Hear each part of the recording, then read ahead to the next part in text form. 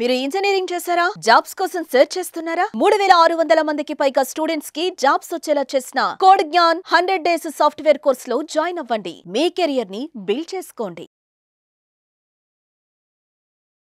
నమస్తే, welcome to Suman TV. నేను మీ జవేరియా. ప్రతి ఒక్కరికి కెరియర్ స్టార్ట్ అవ్వగానే ఓన్ హౌస్ ఉండాలి అని ప్రతి ఒక్కరికి ఒక డ్రీమ్ ఉంటుంది. సో ఆ హోమ్ లోన్ కి వెళ్ళడం కరెక్టా కాదా, మనతో పాటు చర్చించడానికి personal financial professional Pradeep Gupta గారు ఉన్నారు. సో ఎంతవరకు ఈ సిస్టమ్ అనేది కరెక్ట్? Home loans. నమస్తే సార్.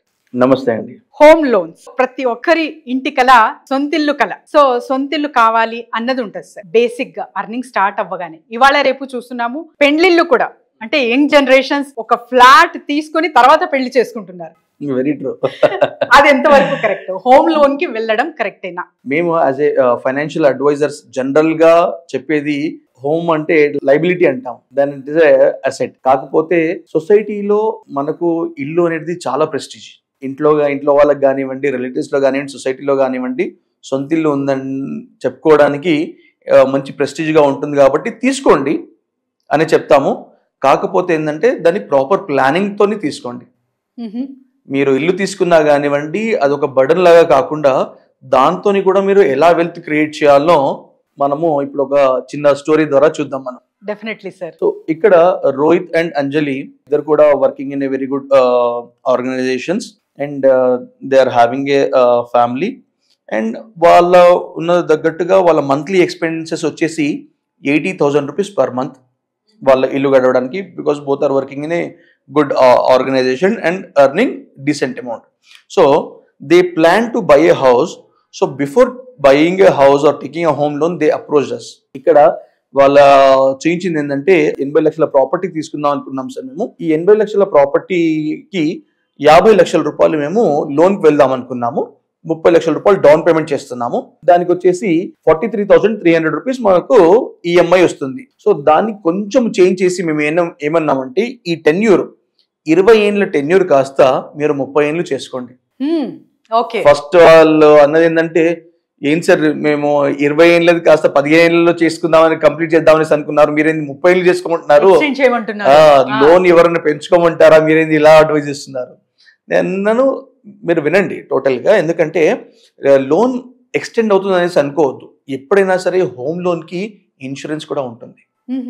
ఓకే, ఇన్ కేస్ ఎవరైతే కట్టే పర్సన్ ఉంటారో, ఫర్ ఎగ్జాంపుల్ నేను హోమ్ లోన్ తీసుకున్నాను, కడుతున్నాను, అనుకోకుండా ఏదైనా జరిగింది అనుకోండి, ఇన్సూరెన్స్ కంపెనీ అనేది నా హోమ్ లోన్ మొత్తం క్లియర్ చేస్తుంది.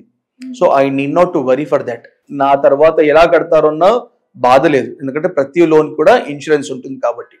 సో ఇప్పుడు ఈ 20 ఏళ్ళ లోన్ కాస్త మీరు 30 ఏళ్లకు టెన్యూర్ పెంచుకోవడం వల్ల మీ 43,000 రూపీస్ కాస్త మీకు 38,000కి వస్తుంది మీ ఈఎంఐ. అంటే your saving 5,000 rupees. Same 5,000 rupees మీరు ఒక ఎస్ఐపిలో ఇన్వెస్ట్మెంట్ చేయండి. ఎస్ఐపిలో ఇన్వెస్ట్మెంట్ చేయడం వల్ల మీకు ఇక్కడ 3 ఆప్షన్స్ దొరుకుతాయి. ఓకే, ద ఫస్ట్ ఆప్షన్ వచ్చేసి you can clear your home loan in 16 years 4 months కి మీరు క్లియర్ చేసేయచ్చు. ఇన్ కేస్ మీరు చేయాలనుకుంటే, మీరు ఇందాక ఫస్ట్ లో అన్నట్టు 15 ఏళ్లలో క్లోజ్ చేద్దామనేసి అనుకున్నారు కదా, అలా మీరు చేయాలనుకుంటే మీరు చేసుకోవచ్చు. 16 years 4 months లో మీ లోన్ క్లియర్ అయిపోతుంది. ఓకేనా? ఓకే. లేదు మీరు 20 years వరకు ఎస్ఐపి కంటిన్యూ చేశారు, 28th year లో మీరు లోన్ క్లియర్ చేద్దామనేసి అనుకున్నారు, మీ యాక్చువల్ టెన్యూర్ ప్రకారం ఏది 20 ఏళ్ళ లోన్ తీసుకున్నారో ఆ లోన్ ప్రకారం మీరు తీసుకుని ఉంటే, ఈ 20 ఏళ్ళలో మీ లోన్ క్లియర్ చేసిన తర్వాత మీ దగ్గర మిగిలే డబ్బు 34 లక్షల రూపాయలు. అది ఇంకా కొంచెం వివరంగా చెప్తారా సార్? ఇక్కడ నేను ఎక్సెల్ లో వేసాను, మీరు చూడండి. 50 lakhs లోన్ తీసుకున్నారు, 8.5% ఫర్ 20 years. ఇక్కడ ఏం వచ్చింది? 43,000 వచ్చింది. నేను అనేది ఏంటంటే రివైజ్డ్ హోమ్ లోన్ మీరు 30 ఏళ్ళు పెట్టుకోండి, మీకు అప్పుడు 38,000 వస్తుంది. మీ దగ్గర మిగిలే అమౌంట్ 4,945. ఈ సేమ్ 4,945ని మీరు ఎస్ఐపిలో ఇన్వెస్ట్మెంట్ చేయడం వల్ల మీరు ఫస్ట్ ఆప్షన్ నేను చెప్పినట్టుగా 16 ఏళ్లలో మీరు లోన్ క్లోజ్ చేయొచ్చు. ఓకే, 16 years లో. లేదు మీరు అలాగే కంటిన్యూ చేశారనుకోండి, 20 years లో చేసుకుంటే మీ దగ్గర 34,62,000 రూపీస్ మిగిలి ఉంటుంది మీ లోన్ క్లియర్ అయిన తర్వాత. Otherwise if you want to continue same 30 years వరకు మేము చెప్పే బెస్ట్ ఆప్షన్ ఏంటంటే నెక్స్ట్ 30 years వరకు కూడా మీరు లోన్ కంటిన్యూ చేయండి, మీ ఎస్ఐపిని కూడా కంటిన్యూ చేయండి అని చెప్తాం. Okay, okay. మీరు ఇక్కడ నెక్స్ట్ 30 years మీరు కంటిన్యూ చేశారనుకోండి, అంటే 360 months మీ లోన్ జీరో అయిపోయింది ఇక్కడ. ఆ తర్వాత కూడా మీ దగ్గర 2,78,00,000 రూపాయలు ఉన్నాయి మీ దగ్గర. ఓ, మీ సొంత ఇల్లు కల కూడా నిజమవుతుంది. ఆహా, మీ రిటైర్మెంట్ కి మంచి కార్పస్ కూడా రెడీ అవుతుంది. ఓకే. సో మీకు ఎప్పుడైనా డబ్బులు ఉంటే ధైర్యంగా ఉంటారు. ఆబ్వియస్లీ సార్, ఫస్ట్ శాలరీ వచ్చిన రోజు ఎంతైతే ధైర్యంగా ఉంటారో మంత్ ఎండ్ రోజు అంత ధైర్యంగా ఉండలేం మనం. సో అలాగే 2,74,00,000 దాదాపు ఒక 3 కోట్ల వరకు మీ దగ్గర కార్పస్ మిగిలి ఉంటుంది. సో మేము చెప్పేది ఏంటంటే మీరు లోన్ని పెంచుకోండి. ఇనిషియల్ గా కట్టడము, డబ్బులు మీ దగ్గర ఎక్స్ట్రా ఉంటే ఎక్స్ట్రా కట్టడము, నంబర్ ఆఫ్ మంత్స్ టెన్యూర్ తగ్గించుకుందాం అనేసి అనుకోకుండా మీరు హ్యాపీగా లోన్ని కంటిన్యూ చేయండి, పెంచుకోండి, టెన్యూర్ని పెంచుకోండి. మీరు అక్కడ లోన్కి కట్టే అమౌంట్ మీరు ఇక్కడ ఇన్వెస్ట్మెంట్లో పెట్టండి. సో దట్ మీ సొంత ఇల్లు కల కూడా నిజమవుతుంది, నెరవేరుతుంది. అలాగే మీకు కావాల్సిన రిటైర్మెంట్ కార్పస్ కూడా మీకు క్రియేట్ అవుతుంది. Both we can balance. Yes. Financial advice అనేది చాలా చాలా ఇంపార్టెంట్ ప్రతి ఒక్కరికి. మరి చాలా మంది అసలు ఫైనాన్షియల్ ప్లానింగే చెయ్యరు సార్. ఎందుకంటే వస్తుంది కదా, తరచుగా మంత్లీ వస్తుంది, ఎక్స్పెండ్ చేస్తున్నాము, హాయిగా లైఫ్ లీడ్ చేస్తున్నాము అన్న ధోరణిలోనే ఉంటారు. కానీ ఒక్కసారిగా ఏదైనా హెల్త్ ఇష్యూ కానివ్వండి, ఇంకా ఏదైనా సమ్ ప్రాబ్లమ్స్ వచ్చినా కూడా ఫేస్ చేయని పరిస్థితుల్లో వెళ్ళిపోతారనమాట.